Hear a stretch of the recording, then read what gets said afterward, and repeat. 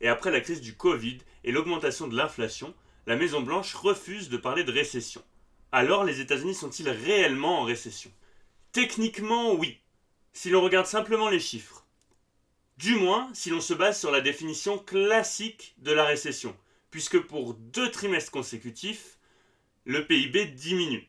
Concrètement, l'économie américaine ralentit. Néanmoins, pour Joe Biden, cela n'y ressemble pas.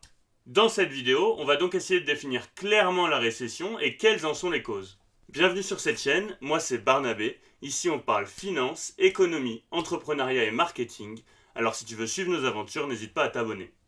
Classiquement, la récession est définie comme un ralentissement du rythme de la croissance économique.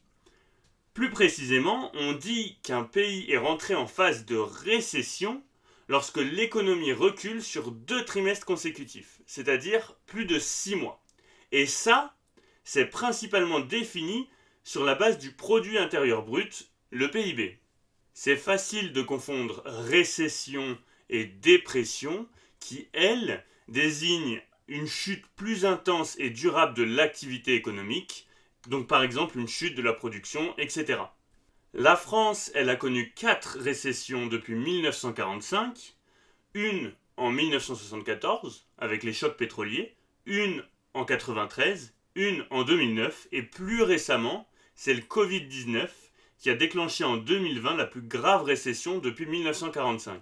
Même si ces récessions, elles peuvent avoir des impacts importants sur l'économie, elles font partie de ces cycles. Donc ces cycles économiques, je vais essayer de vous les illustrer.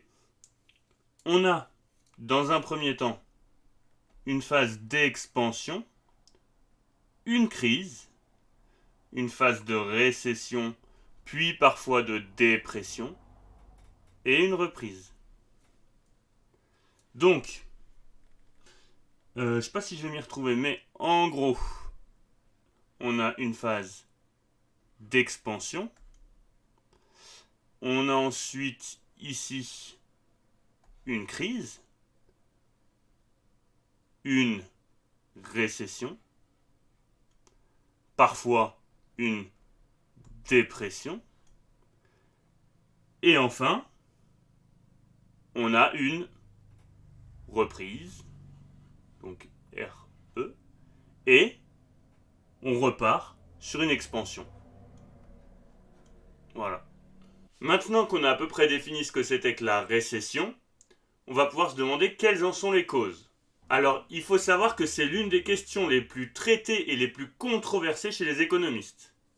Alors, les phases de récession économique, elles correspondent en principe à des périodes durant lesquelles les déséquilibres et les excès qui ont conduit à ces crises sont corrigés.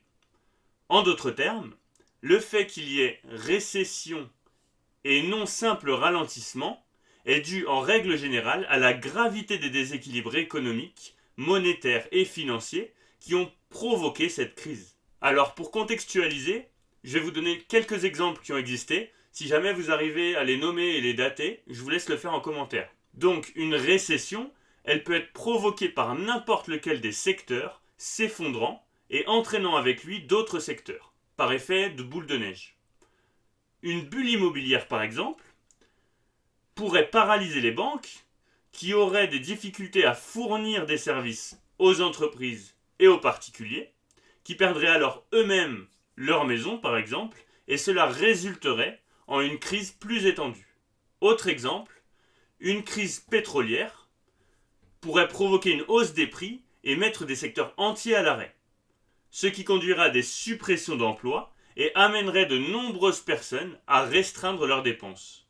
Dernier exemple, si les établissements prêteurs adoptent une attitude trop libérale en octroyant des prêts sans retenue dans des périodes économiques favorables, cela laisserait les emprunteurs dans une situation financière précaire aux premières difficultés. C'est-à-dire avec de lourdes dettes, alors qu'ils risquent de perdre leur emploi ou voir leurs revenus amoindris. Une économie, c'est un ensemble composé de nombreux éléments. Le nombre et le type d'emploi disponible, les conditions du marché immobilier et du logement évidemment, les performances du secteur industriel, etc. Tous ces éléments, ils sont liés, et si l'un d'entre eux s'effondre, l'économie entière est menacée. Pour résumer, on peut donc identifier plusieurs facteurs concrets à une récession. Dans un premier temps, un choc économique soudain, comme on l'a vécu avec le Covid par exemple. Ensuite, une dette excessive, donc comme on le disait, lorsque les particuliers et les entreprises s'endettent trop, on peut en arriver à un point où ils ne peuvent plus payer leurs factures. Les défauts de paiement et les faillites croissants font alors chavirer l'économie. On a aussi les bulles d'actifs, on parle en ce moment beaucoup de crypto-monnaies, et donc je ne vais pas en faire un détail, mais par exemple, lorsque les investissements ils sont dictés par les émotions, on remarque souvent que les mauvais résultats économiques, ils sont pas loin derrière. Par exemple, on sait que quand c'est l'euphorie, généralement, le Bitcoin chute. Les investisseurs peuvent donc devenir trop optimistes, c'est ce qu'on appelle l'euphorie, pendant une économie qui est forte. Donc le Bitcoin monte, tout le monde achète, c'est génial, ça va monter encore plus haut. En parlant de ça, l'ancien président de la Fed, Alan Greenspan, a qualifié cette tendance d'exubérance irrationnelle, en décrivant les gains démesurés du marché boursier à la fin des années 90, sauf que ça se retranscrit sur d'autres périodes. Et cette exubérance irrationnelle, en fait, elle gonfle les bulles, qu'elles soient boursières, immobilières, et lorsque les bulles éclatent, les gens paniquent, vendent, et c'est ce qui fait s'effondrer le marché. Et ça peut donc provoquer une récession. Une inflation trop excessive, ça peut aussi créer une inflation. En effet, l'inflation, elle n'est pas mauvaise, c'est pas une mauvaise chose en soi. Mais une inflation trop excessive, c'est un phénomène qui est dangereux. Les banques centrales, c'est elles qui contrôlent l'inflation en augmentant les taux d'intérêt. Et ces taux d'intérêt, plus ils sont élevés, plus ils ralentissent l'économie. Ça ralentit les investissements, ça ralentit les emprunts. Une inflation hors de contrôle, ça peut être un problème persistant, et c'était le cas aux États-Unis dans les années 70.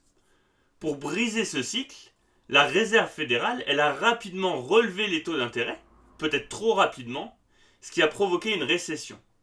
Et c'est un peu finalement ce dont on a peur aujourd'hui, voire c'est ce dans quoi on est rentré aujourd'hui. Les banques centrales ont augmenté leurs taux, et on voit progressivement qu'on rentre en récession, même si effectivement les États-Unis ont du mal à l'admettre. A l'inverse, une déflation trop importante peut aussi conduire à une récession. De toute façon, les extrêmes, c'est jamais bon.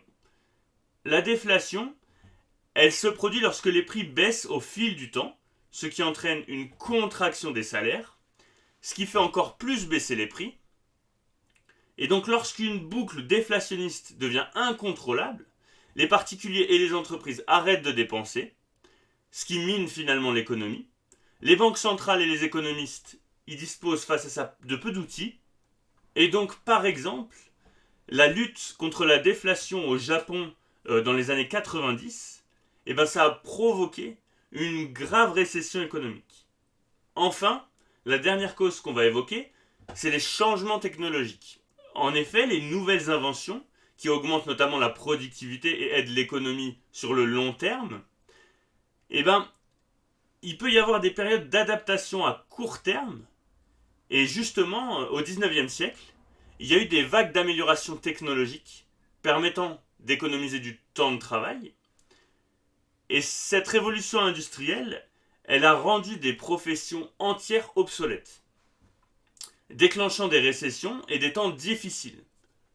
Aujourd'hui, par exemple, il y a certains économistes qui craignent que l'intelligence artificielle, l'IA, et les robots notamment, provoquent des récessions du même type. Donc finalement, il faut adopter une vue d'ensemble pour analyser tous les éléments du puzzle que constitue une économie. Le caractère mondialisé de notre économie actuelle implique par ailleurs qu'une récession peut se répandre rapidement d'un pays à l'autre.